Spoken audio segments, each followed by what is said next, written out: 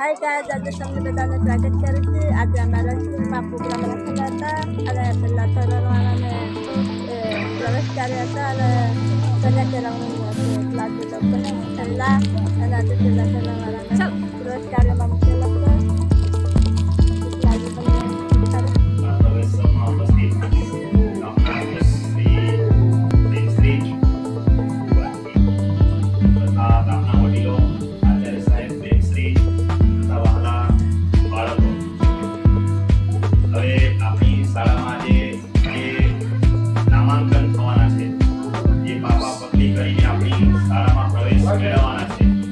આંગણવાડી અને બાળવાટિકામાં તો સરસ 10 બાળકોને આપણે પ્રવેશ કરાવ્યો. આંગણવાડીના બાળકોને પણ પ્રવેશ કરાવ્યો.